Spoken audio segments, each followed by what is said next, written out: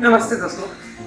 हाय, मेरा नाम अलका अमीन है। हम किरण और हम लोग बात कर रहे थे कि कैसे हम लोग एनएसडी गए थे और क्या क्या वहां पर हुआ। हम लोगों ने शुरू में जब प्लान किया तो सोचा था कि 2 बार जाएंगे। राइट। एक छुट्टी वाले दिन जो कि हम संडे को गए और एक वर्किंग डे पे। करेक्ट। और दूसरी बार जाना कभी हो ही नहीं पाया। होता है ना जिंदगी में दोस्तों की, आप बहुत सारा कुछ प्लान करते हैं और आपको लगता है कि ऐसा करेंगे, ये करेंगे, वो करेंगे, और वैसा कुछ भी नहीं हो पाता है। कभी कभी कुछ एकदम यू फॉल फ्लैट। तो हम लोग बिल्कुल, हमारी वही हालत थी, लेकिन उसके बावजूद हाँ, वो ठीक है। हम लोग तैयार थे इसके लिए कि हमें सरप्राइजेस मिलेंगे। पर जो एक चीज रह गई जिसके साथ हमारा इतना जुड़ाव रहा है इतने साल, हम टीआई कंपनी नहीं जा पाए। हाँ, संडे था और वो बंद थी, तो वहाँ नहीं टीआई मतलब हाँ, शायद एजुकेशन की जी जी थिएटर एजुकेशन कंपनी। ज्यादा लोग शायद जानते नहीं इसके बारे में। एनएसडी एक स्कूल है और स्कूल से पास आउट होने के बाद वहाँ पर रेपेट्री है जहाँ पे आप प्रैक्टिस कर सकते हैं अपने क्राफ्ट की कुछ समय के लिए। और एनएसडी रेपेट्री की इतनी ज्यादा मान्यता है कि लोग जाना चाहते हैं वहाँ पर। तो एनएसडी की एक और रेपेट्री है जो बच्चों के लिए काम करती है, बच्चों के साथ काम करती है। मतलब वहाँ पर एडल्ट एक्टर्स जो है, प्रोफेशनल एक्टर्स, बच्चों के लिए परफॉर्म करते हैं, शोज करते हैं, एक्टिंग करते हैं, उनके लिए उनके साथ काम वर्कशॉप्स करते हैं, प्लीज एक्ट करते हैं, तमाम चीजें हैं। अच्छा, तो ये एक नया कॉन्सेप्ट था जिसमें हम लोग शामिल हुए और बहुत साल हम उस कंपनी के साथ जुड़े रहे। यही हमारा एनएसडी के साथ जुड़ाव रहा इतने सालों तक। तुमने कितने साल तकरीबन काम किया टाइम? 96 करीब 23 साल, 23 नहीं 21 साल हम जुड़े रहे हैं इनके साथ। तो खैर टाई तो नहीं जा पाए, लेकिन टाई के बगल में एक ना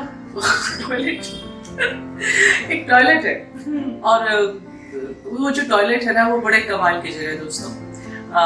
मतलब उस टॉयलेट से बहुत सारे लोगों की बहुत सारी यादें हैं। एक तो बेसिक बात ये होती है कि जैसे छोटा सा ब्रेक होता है तो स्टूडेंट्स और टीचर्स और बाकी जो भी स्टाफ की जो लेडीज हैं, महिलाएं हैं, पहले तो बाहर जो ग्रुप रिहर्सल्स करते थे, उनके लोग भी महिलाएं जहाँ के एनएसडी का टॉयलेट इस्तेमाल करती थी, वो भी मुलाकातें थी। तो बाहर बेसिकली वो एक मीटिंग पॉइंट बन जाता है।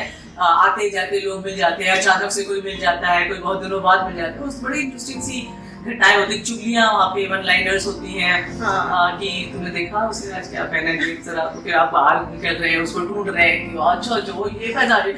तो उस तरह की मस्ती की वो एक छोटी सी। और एनएसडी के जो फीमेल एम्प्लॉइज हैं उनकी जो बातचीत होती है, यहाँ पे क्या लाइए एक डिपार्टमेंट से दूसरे डिपार्टमेंट के बीच में करेला लाई, अच्छा आज आ रही हूँ। तो उस तरह के डिटेल्स वहाँ पे हैपनिंग सी। और एक बहुत इंटरेस्टिंग चीज जो मुझे लगती थी उस टॉयलेट में, किसी ने उसमें लिख के फ्लश टैंक के ऊपर लगा रखा था कि कृपया अपने किए पर पानी फेरें। तो मुझे वो चीज बहुत अट्रैक्ट करती थी उस टॉयलेट में। उस टॉयलेट का हमारी जिंदगी में जो रोल है, क्या बात कर रही है, तुम समझ भी नहीं सकते। अरे बताओ ना।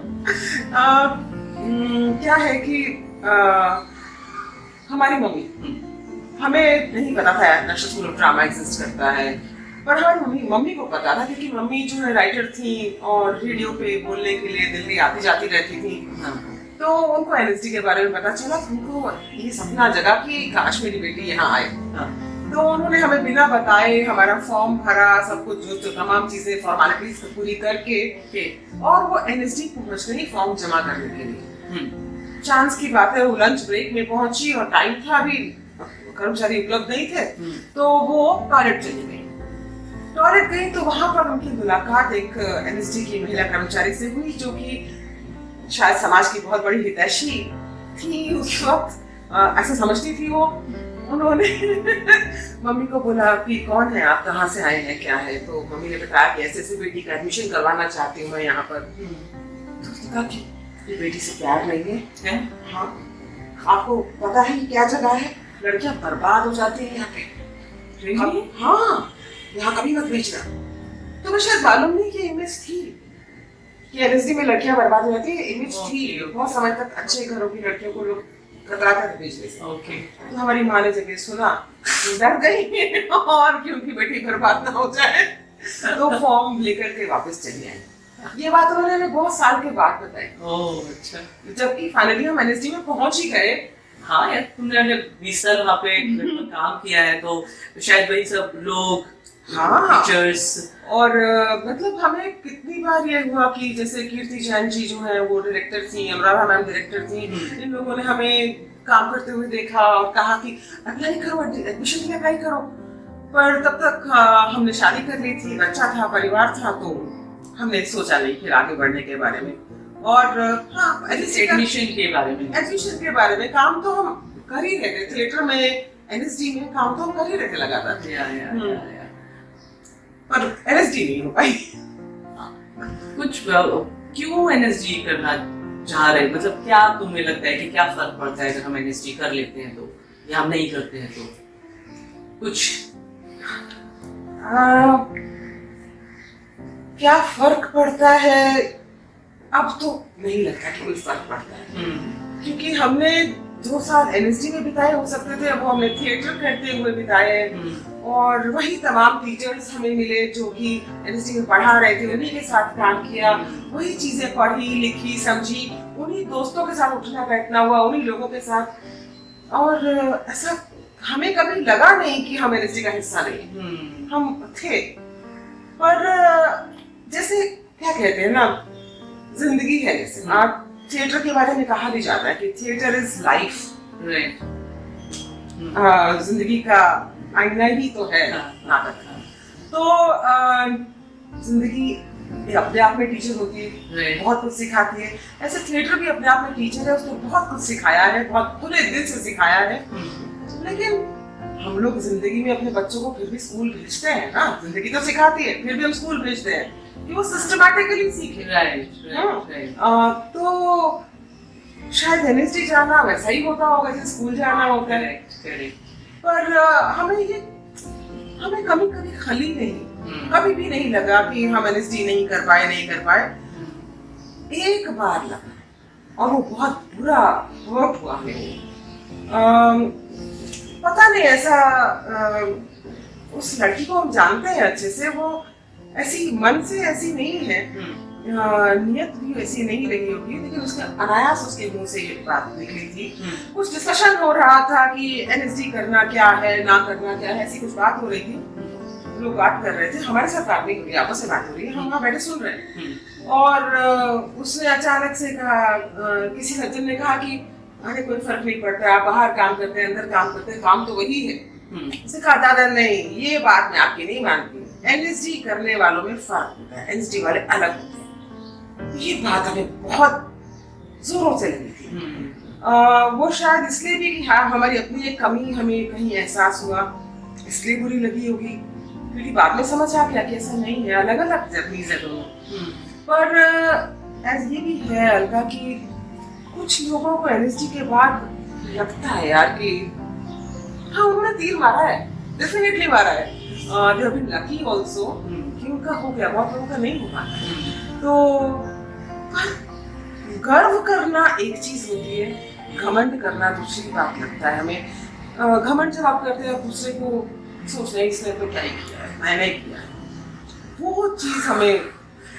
तुमको मैं घमंड से एक बात याद आ गई, मतलब ये बहुत ही अच्छे इमोशंस होते हैं हमारे पास, सभी के पास ये सारे इमोशंस होते हैं, लेकिन वो कभी कभी कैसे अचानक से ऊपर आ जाते हैं किसी शायद गलत समय पे या व्हाटएवर। तो मुझे मालूम नहीं तुमने बात बताया कि नहीं। हुआ ये कि मैंने एनएसडी का जो फॉर्म भरा तो मैंने घर में किसी को बताया नहीं। थोड़ी सी घबराहट थी कि अगर नहीं हुआ तो वो फीलिंग होती है ना कि आप अगर नहीं आपका एडमिशन हुआ तो चुपचाप से फॉर्म भर दिया मैंने, और जस्ट चांस की मेरा पहली बार में वो मैंने क्लियर कर लिया, और वो एडमिशन लेटर मुझे मिल गया जिसमें लिखा हुआ था कि you selected for national school of drama, राष्ट्रीय नाट्य विद्यालय थे आपका। और जब वो लेटर मैंने देखा तो मुझे लगा कि मैंने कुछ बहुत ही कमाल का काम कर दिया है, लेकिन उससे लगने से ज्यादा मेरे अंदर एक घमंड का एहसास आया था उसमें। बस वो है गर्व की बात, अगेन गर्व की बात। हाँ, वो गर्व से ज्यादा जब वो मुझे घमंड क्यों लगा कि मैंने बहुत अपनी माँ को जाके मैंने वो लेटर दिखाया और माँ ने वो लेटर देखा। तो मैंने जब उनको दिखाया ना तो मेरे अंदर एटीट्यूड जो था वो ये था कि देखो मेरा किया। तो मैंने वो लेटर अपनी माँ को दिखाया और उन्होंने क्या किया दोस्तों, उन्होंने अपना एक पुराना संदूक खोला, उसमें उनका एक लेदर का एक फ्लिप डायरी बड़ी डायरी जैसा होता था पुराने जमाने में, जिप लगी होती थी। तो वो जिप खोली और एक लेटर निकाला, मुझे दिया। वो मेरी माँ का स्कूल में एडमिशन लेटर था। मतलब मातुश्री का एनएसडी में एडमिशन हुआ? मातुश्री का एनएसडी में एडमिशन हुआ था। और जब मैंने वो लेटर देखा, किरण, एक तो घड़ों पानी फिर गए। सबसे पहली बात कि मेरे अंदर जो वो घमंड आया था ना वो चूर चूर हुआ। और मैंने ना अपनी ब्लैंक अपनी माँ को ऐसे देख रही, मैंने कहा मातुश्री आपने ज्वाइन क्यों नहीं किया? और वो मुझे देखा, बोली तुम बेटा बहुत छोटी थी।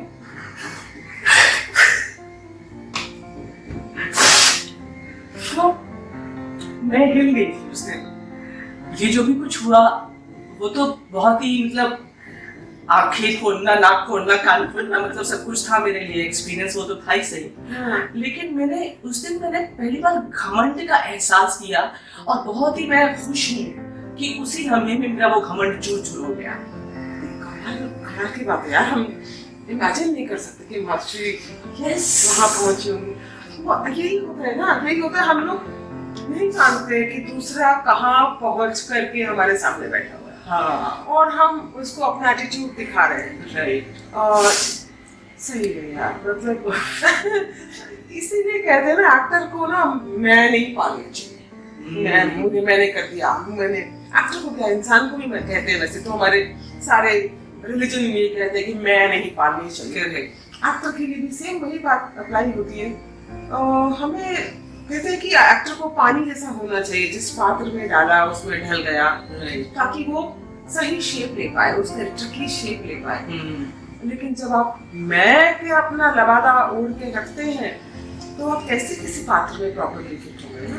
फिर आप मैं ही रहेंगे तो सही है यार, मतलब तुम्हारा तो बेसिक लाइन ये है कि कोई भी हो, मैं बड़ा नहीं है। हम सब जो चीजों से गुजर रहे हैं, हम जिसके सामने अपना मैं दिखाने की कोशिश कर रहे हैं, कोई बड़ी बात नहीं है। वो पता नहीं कहाँ और किस स्थिति में हो। Thank you so much. Thank you so much. Thank you.